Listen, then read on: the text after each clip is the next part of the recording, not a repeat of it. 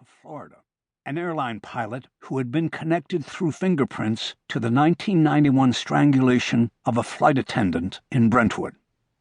Bosch was about to suggest to the lieutenant that Baker and Keogh might have their hands full with the Brentwood case, and that the envelope should be given to another team, namely his, when the lieutenant looked at him and used the last remaining envelope to beckon him to her office. "Can you guys step in for a minute? You too, Tim?" Tim Marcia was the squad whip, the Detective 3 who handled mostly supervisory and fill-in duties in the squad. He mentored the young detectives and made sure the old ones, like Jackson and Bosch, didn't get lazy.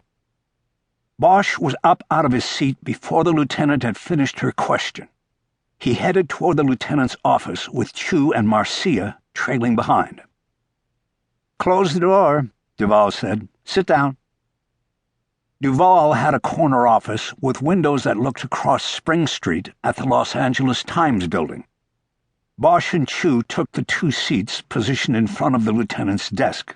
Marcia followed them in, moved to the side of Duval's desk, and leaned against an old evidence safe. "I want you two to handle this hit," she said, proffering the yellow envelope to Bosch. "There's something wrong there, and I want you to keep quiet about it until you find out what it is. Keep Tim in the loop, but keep it low-key." The envelope had already been opened. Chu leaned over to look as Harry opened the flap and pulled out the hit sheet.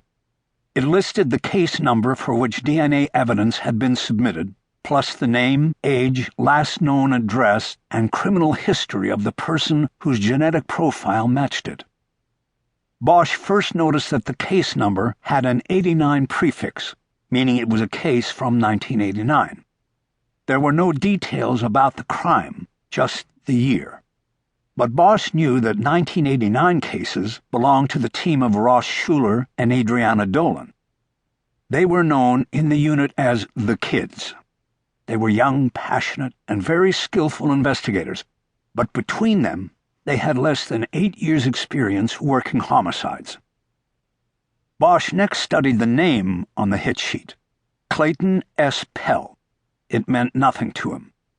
But Pell's record included numerous arrests and 3 separate convictions for indecent exposure, false imprisonment, and forcible rape. He had spent 6 years in prison for the rape before being released 18 months earlier. He had a 5-year probation tail, and his last known address came from the State Probation and Parole Board. He was living at a halfway house for sexual offenders in Panorama City. Based on Pell's record, Bosch believed the 1989 case was likely a sex-related murder. He could feel his insides beginning to tighten. He was going to go out and grab Clayton Pell and bring him to justice. "Do you see it?" Duval asked. "See what?" Bosch asked. "Was this a sex killing? This guy has the classic predator—" "The birth date," Duval said. Bosch looked back down at the hit sheet as Chu leaned over further. "Yeah, right here," Bosch said. "November 9, 1981. What's that got—" "He's too young," Chu said. Bosch glanced at him and then back down at the sheet. He suddenly got it. Clayton Pell was born in 1981. He was only 8 years old at the time of the murder on the hit sheet. "Exactly," Duval said. "So I want you to get the book and box from Schuler and Dolan and very quietly figure out what we have here. I'm hoping to God they didn't get 2 cases mixed up."